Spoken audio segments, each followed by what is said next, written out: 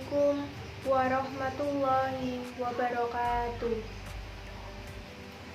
Alhamdulillahirabbil alamin wa bihi nasta'in wa ala umuri dunya waddin. Assalatu wassalamu ala asrofil anbiya'i wal mursalin wa ala alihi wa sahbihi ajma'in. Amma ba'd. Ingkang kinurmatan Ustadz Adi Mulyono saking Yogyakarta ingkang kita tenggo-tenggo fatma saha barokahipun.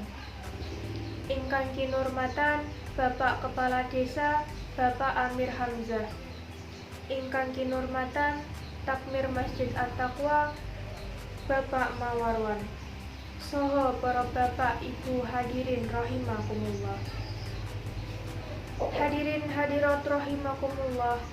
Langkung rumiyin monggo kita panjataken raos puji syukur wonten ngarsanipun Allah Subhanahu wa taala ingkang sampun maringi kita pinten-pinten kanikmatan saengga wonten dalu punika kita saged makempal ing Masjid At-Taqwa mriki. Saperlu badhe ngrawuhi pengaosan akbar Maulid Nabi Muhammad sallallahu alaihi wasallam kanthi wilujeng boten wonten halangan setunggal punapa.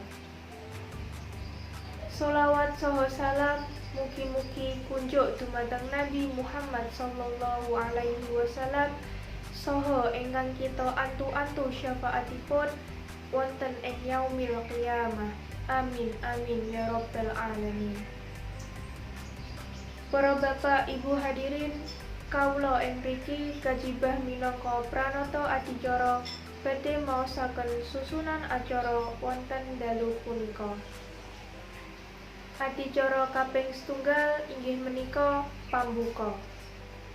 Adicara kaping kalih inggih menika waosan ayat-ayat suci Al-Qur'an. Adicara kaping 3 inggih menika sambutan-sambutan. Adicara kaping sekawan inggih menika tausiah dipun lajeng doa. Adicara kaping gangsal inggih menika panutup. Adicara kaping setunggal inggih menika pambuka.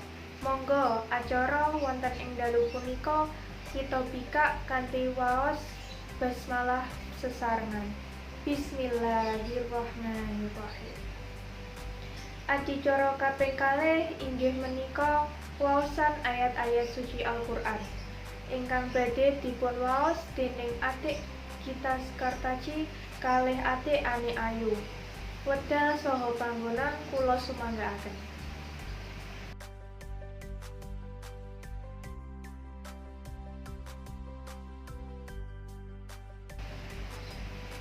Mugi-mugi waosan ayat-ayat suci Al-Qur'an wau saged menehi manfaat kangge kita sedaya.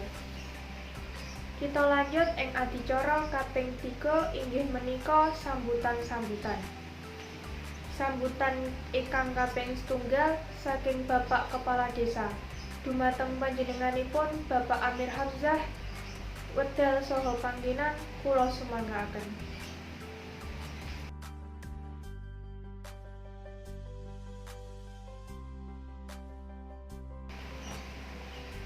Matur suwun ingkang sambutanipun Bapak Amir Hamzah. Sambutan ingkang kaping kalih saking Takmir Masjid At-Taqwa dumateng panjenenganipun Bapak Mawarwan. Wedal saha panggenan kula sumanggaaken.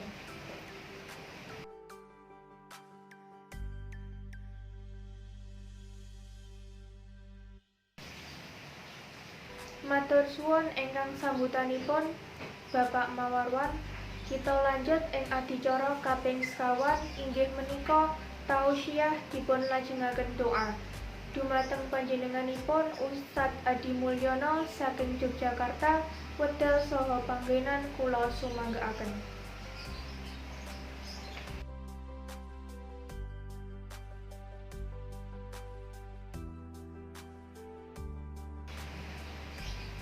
Matur suwun ingkang tausiahipun saking Ustadz Adi Mulyono. Kita lanjut ing adicara ingkang kaping pungkasan inggih menika panutup.